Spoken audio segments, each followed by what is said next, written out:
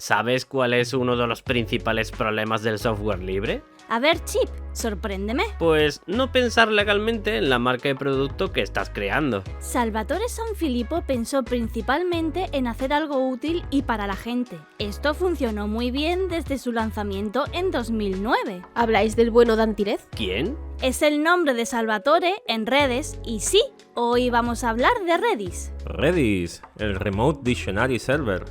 Ese sistema hecho para ser veloz a niveles nunca vistos. Un claro ejemplo de que utilizar los tipos de datos correctos con los algoritmos apropiados genera un óptimo resultado. Pues no nos demoremos y comencemos por la historia de esta apasionante base de datos. Tanto como base de datos, yo no le pondría esa etiqueta. Pero antes, un pequeño inciso. ¡Novedades! Como todos sabéis, podéis haceros historiadores o cronistas del canal y disfrutar de contenido exclusivo, además de apoyarnos. ¡Totalmente! Aunque eso no es ninguna novedad, Pro. La novedad es que a partir de ahora también tenemos Patreon. Sí, eso sí que es una novedad. Aunque, ¿qué ventaja tendría ser historiador o cronista en Patreon? Pues además de apoyarnos, el mismo contenido exclusivo se encuentra en Patreon sin publicidad. ¿Eso podemos decirlo aquí en YouTube? Y no olvidéis que a través de la página web podéis seguir realizando vuestras votaciones de forma gratuita. Y la forma óptima de darnos vuestro apoyo siempre es dar al like, suscribiros y compartir el vídeo con todos. Sigamos con el vídeo. Los orígenes de Redis. Es curioso el origen de Redis, tal y como Salvatore dice en su página web personal, principalmente fue escrito en el baño. ¿En el baño? ¿Os lleváis el portátil al baño para programar? A veces. Creo que lo hace siempre. Hay que aprovechar el tiempo. No os quejéis. Gracias a esos momentos, Salvatore creó una de las piezas de código más usadas en muchas de las empresas actuales. Es curioso que estas piezas tan valiosas de código siempre surgen como elementos sin importancia que hacen estos genios para facilitar un aspecto específico dentro de sus empresas y después resulta que se convierten en el producto principal, al igual que pasó con Slack. En verdad, ese es el problema que estaba señalando inicialmente. Salvatore no creó Redis como un producto en su startup. Lo creó para resolver un problema de escalabilidad y lo lanzó como software libre. No es la mentalidad típica que uno espera encontrar en un empresario. Perdió una gran oportunidad de monetizar todo lo posible su trabajo. Pero en verdad, esa es la mentalidad de alguien que se crió en los 90 conectado a los nodos de noticias y foros, compartiendo hallazgos, código e información. Solo tenéis que echar un vistazo a sus creencias. Como dice al final de su página personal, es un humanista progresista con sensibilidad tecnológica y estética. Pongamos un poco de contexto. A principios de este siglo, tras el desastre de las .com, Salvatore se vio sin trabajo a sus 23 años y con un hijo al que mantener. Eso me suena al argumento de una película. Este fue el inicio de verdad. Comenzó con PHP a hacer desarrollo para la web 2.0 creando su empresa llamada Mercia. ¡Qué recuerdos de Valhalla! Chicos, no hagáis tantas referencias y dejad que Pro termine de contar los orígenes. Vale, pero es curioso que esta información no aparezca en Wikipedia. Habría que actualizarla. Continúo. El problema vino cuando consiguieron llamar la atención de Telecom Italia, un gran cliente, y esto permitió a su empresa crecer. No me digas, uno de los problemas de Telecom Italia requería de algo de software fuera de lo común. No, les pedían cosas típicas para desarrollo en PHP. Entonces, ¿cuándo viene Redis? Estaba con el preámbulo y contexto histórico. En este punto, con Mercia, Salvatore ya tenía una estabilidad, un trabajo tecnológico y junto con su amigo y cofundador Fabio Pitriola, decidieron centrarse en la analítica web para blogueros. Información en tiempo real. Ahí huele que llegó Redis. ¡Loco! La herramienta de análisis se llamó así, supongo que se pronuncia así, e intentaban hacer la competencia a una aún temprana Google Analytics. Ciertamente, según Wikipedia, Google Analytics fue lanzada en 2005 y parece que esta herramienta fue lanzada tan solo 2 años después, en 2007. De hecho, esta herramienta se lanzó con la capacidad de rastrear en tiempo real la actividad de los visitantes, característica que no se incluyó en Google Analytics hasta 2011. Vale, entonces esta herramienta se lanzó usando Redis. En principio intentaron utilizar MySQL, pero sobre todo en esas fechas, MySQL era una base de datos más para lecturas que para escrituras. No funcionó bien. El acceso a disco en los tiempos previos a la popularización del SSD no es algo óptimo que permita proporcionar una velocidad con un alto número de usuarios. Exacto. Por ese motivo Salvatore pensó en la memoria. Quería un servidor pequeño con un uso exclusivo de memoria, comandos básicos.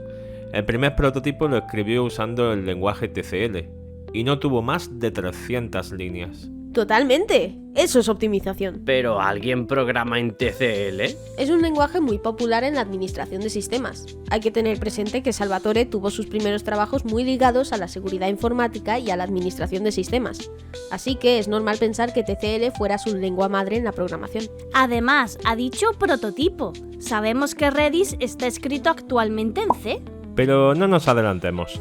El primer prototipo no se llamó Redis, sino LMDB, por Logo Memory Database. Los comandos básicos permitían gestionar claves y había comandos también para listas. Y no os perdáis esta curiosidad. El puerto en el que escucha Redis es 6379. Si miras un teléfono con letras en los números, verás que escribiendo Merz obtienes 6379. Inspirado en la vedette italiana Alessia Merz. ¿Eso quiere decir que Mercia también se inspira en esta vedette? Probable. Bueno, una vez el prototipo demostró su valía y terminó llegando al límite de su capacidad, llegó el momento de reescribirlo a C. Redis. Totalmente. Todo lo definitivo y óptimo se implementa siempre en C. Al parecer, gran parte de su éxito se debe a la atracción obtenida en Hacker News por una publicación hecha por parte de David Welton. Bueno, no hay que venirse muy arriba, la reacción de la gente se hizo esperar. Aparte de David, solo 4 personas más respondieron y 3 de ellos para decir que ya existían proyectos similares. Me temo que eso no lo podemos considerar ni éxito ni tracción, ¿eh?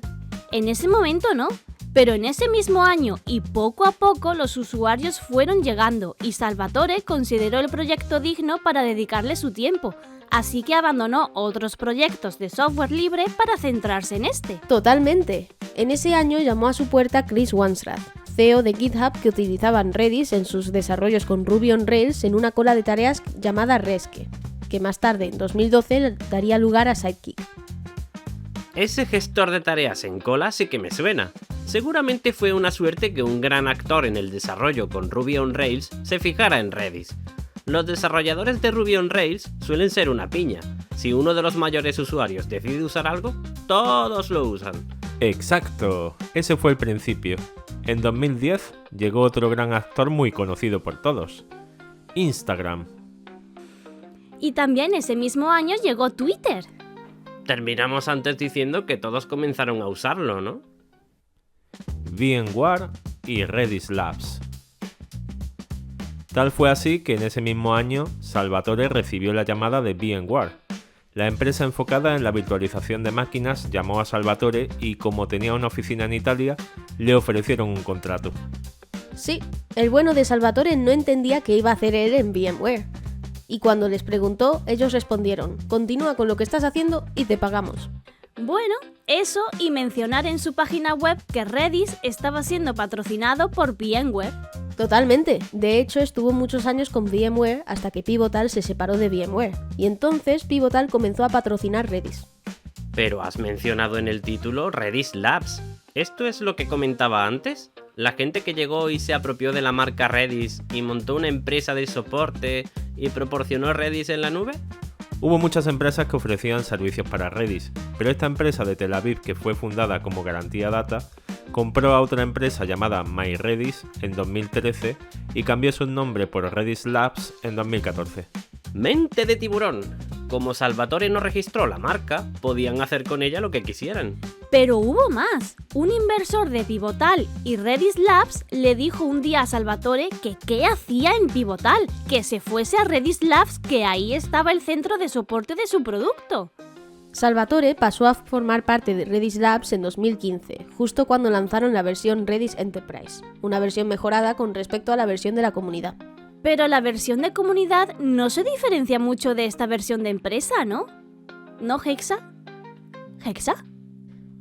Me temo que Redis Labs hizo algunos movimientos algo feos. Es verdad que la versión de la comunidad es muy buena, pero para empresas grandes o grandes cargas de datos es una versión que queda pequeña muy rápido. La versión Enterprise tiene mejoras a nivel de concurrencia para soportar mucho más. No solo eso, el último movimiento en 2021 de Redis Labs fue un cambio de nombre que hace aún más confuso diferenciar a la empresa del producto.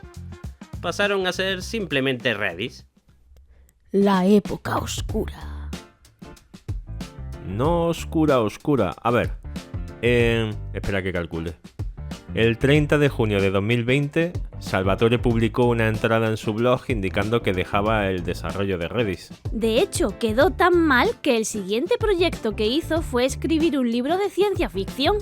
Hay casos peores, como quien se retira de la programación y se monta una granja. ¿Eso no era un mito? El problema en 2024 fue un anuncio de Redis en el que cambió la licencia de uso de código abierto a un modelo de código disponible. Duro golpe a los cimientos del proyecto. Cada vez que sucede en la industria del código libre este tipo de movimientos, surgen bifurcaciones del proyecto. Totalmente, los proyectos no se demoraron.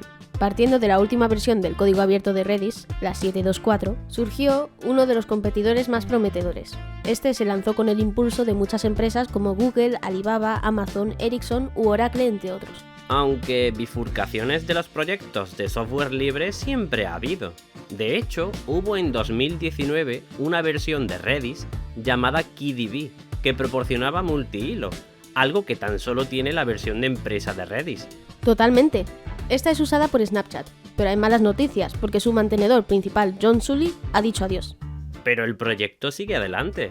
El resto de Redis comerciales se pueden encontrar en servicios como Elasticache de Amazon Web Services o Dragonfly, que es una reescritura de Redis en C++.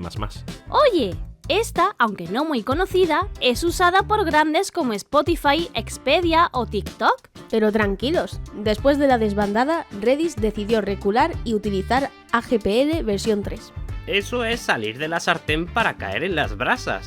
No lo creo, aunque la licencia Fero de GPL es muy temida por las empresas. Desde el punto de vista de software libre, asegura que cualquier nueva bifurcación deberá ser software libre. No termino de verlo, pero bueno. Conclusiones. La conclusión es que Redis demostró ser un sistema de almacenamiento de datos en memoria muy eficiente y significó el cambio para una aplicación que hacía la competencia aún grande, ni más ni menos que Google Analytics. Además, poco a poco y durante más de 10 años, Redis fue sumando cada vez más características. Hemos dicho que comenzó con claves y valores, siendo estos valores simples y listas. Pero después fueron agregando a buen ritmo conjuntos, diccionarios hash, pilas, colas y todo sin olvidar siempre el uso de los mejores algoritmos medidos y controlados para ser óptimos. Pero la gran pregunta que nos queda es, ¿debemos seguir usando Redis? La versión de código abierto sigue siendo factible y ahora que es AGPL te garantiza la posibilidad de usarla sin límites. Pero no es como la versión Enterprise. Si de repente montas un servicio que requiere de una gran cantidad de datos en escritura y lectura constante, vas a tener que pasar por caja o cambiar alguna opción como Bulky. Bulky es una gran opción y está creciendo a muy buen ritmo. Vale, pues vamos sacando brillo a la caja de comentarios. ¿Conoces si usas Redis? ¿O ya cambiaste a algún competidor? ¿Contamos a Elasticache como Redis? Déjanos tu comentario. ¿Qué tal fue la experiencia de hablar de Wolfenstein 3D y lo que supuso para id Software junto a Nexo y Chip? Una experiencia curiosa, aunque me he quedado con ganas de hablar de los trucos usados en el código para que una aplicación que parece 3D se ejecutara en un 286 y un 386 sin siquiera coprocesador matemático. Ya no digamos sin GPU. Quizás podamos tomar el código del repositorio y hacer algo. ¿Qué me dices? ¡Totalmente! ¡Totalmente! ¡Continuará!